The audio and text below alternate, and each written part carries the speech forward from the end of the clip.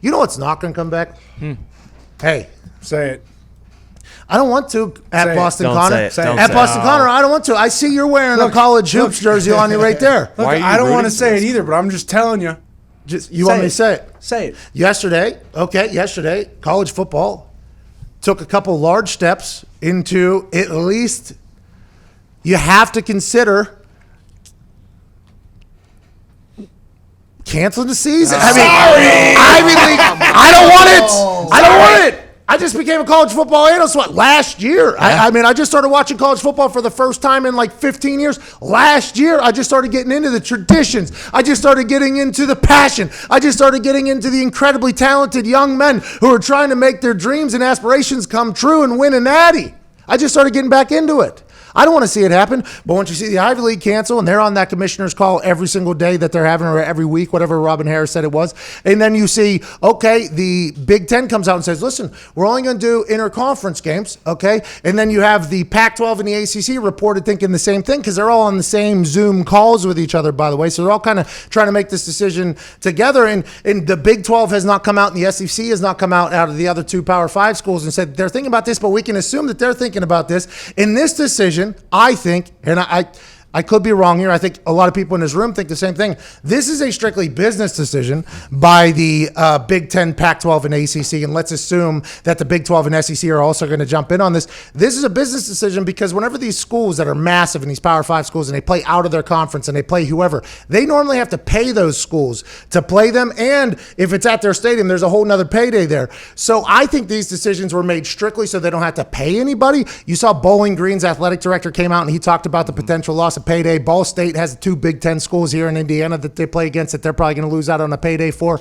But this is a business decision that's being made here to say this, and it's awesome. You got 9 games, I guess, in most conferences, 8 in the other ones. Notre Dame will be playing in the ACC because they have somehow managed to dodge, duck, dip, dive, and dodge their way through conference contracts and remain independent, setting themselves up for the most amount of success every single year and national television every single week. It's brilliant business decision. They'll play in the ACC, allegedly, so they're going to have to run into the buzzsaw that is Clemson at some point. But I fear that this is a business decision.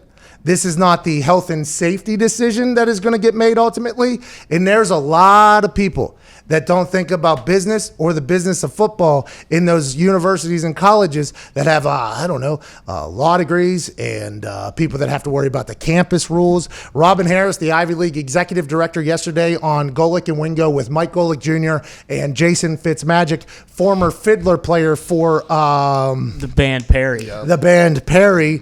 Good conversation they had with Robin Harris, the executive director, and she basically said, we are just listening to the campus rules that are being made from the schools in the Ivy League. Now, the Ivy League's much different because sports fall, probably like 75th in line at Ivy League schools. There's a lot of other things to go into. There's like tech, business, labs that happen. There's a lot going on in those Ivy League schools where sports don't matter. And you would think in a lot of these other Power 5 conferences, sports are a much bigger deal. So who knows if they'll go that way. But her big thing was we have to abide by the campus rules. So now each individual campus in the overall assumption is going to be whatever they decide is what the conference decides, whatever the majority of the campus decides. And now who's making those decisions on those campuses? Okay, you got presidents, not athletic director. You got presidents of schools, admissions directors, I assume directors of medicine and health and everything like that. Those people, let's assume, do not give a damn about if sports come back or not. And by the way, some of those people have probably hated sports for a long time. I mean, there was a couple doctors that came out against football very heavily a couple years ago, if you do recall. So they don't even give a damn about the sports aspect of this thing. It's all going to revolve around whatever happens on the campuses. And it feels like this college football season is just kind of, we like things that yield only, not obviously COVID-19 deaths, right, or numbers. We like things that normally go like this. It feels like this entire situation is just going like this down into a potential pit of doom, which is no season coming up this year. How long until we kind of just did it right there, but how long until they really start poking holes in this and kind of move to the next step? Because don't you think once they decide not to have a full season, they're basically saying okay, well, it's like... At Ty Schmidt with a great mention. Them making this decision is them trying to, I think, trying to be as smart and bottom line and appear as if they're trying to adapt to the modern situation that's happening. So I think you're right there in saying that it's going to, but what you think about the presidents or whoever's going to be making these decisions on the campuses, they're going to go, so you think moving, because I would assume this is a potential move to say that they're being safer and stuff like that. Mm-hmm. But if you're West Virginia, who's in the Big 12, and Big 12 has not come out and it has not been reported that they said this, but let's assume they're on the same page as the other 3 in the Big 5 that are being reported doing this. West Virginia has to fly to like Texas. West Virginia has to fly to Oklahoma. West Virginia has to fly to Kansas. I mean, those are what? 4-hour flights, 5-hour flights. Oh, yeah. I have no idea how long those flights are. So it's not about the distance traveled or moving or anything like that, which is what a lot of people were thinking, like, oh, that's why they go into the conference. They'll go into the conferences. It'll be closer games. It's like, well, some conferences are not set up that way.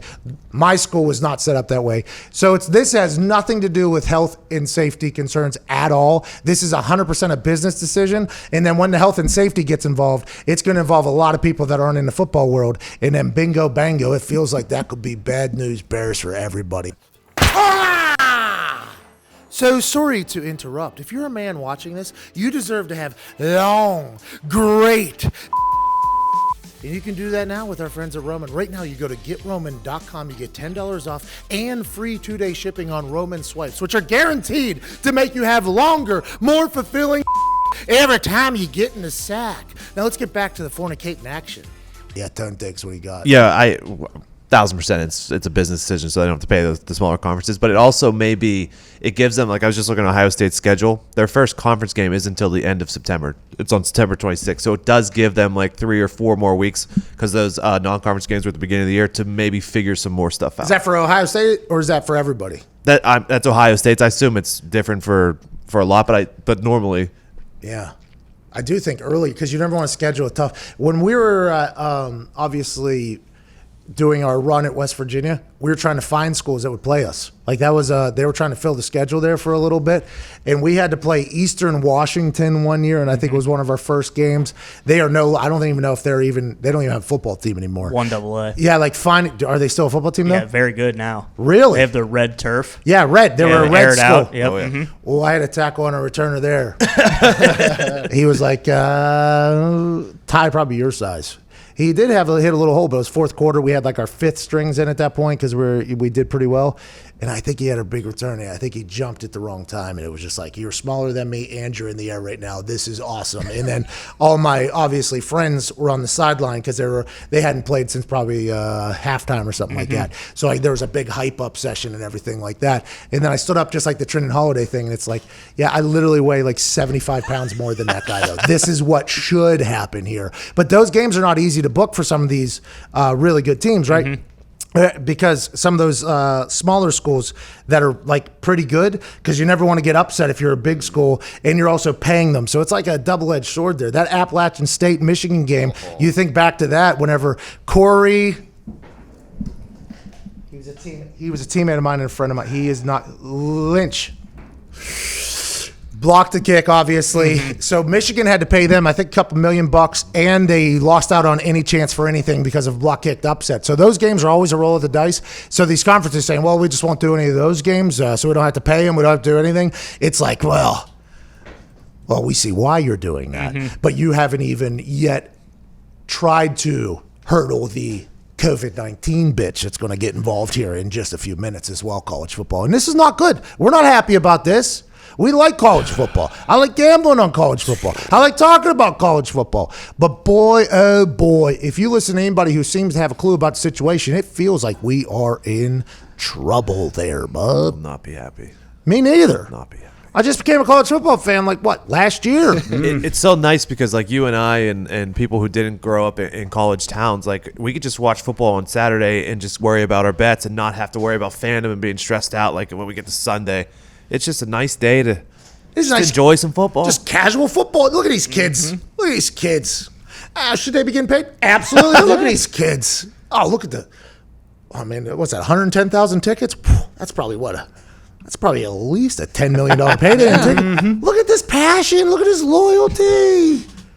That's a lot of money too, though. And that is what this decision that is being announced yesterday is all about. Yeah. That's all it is.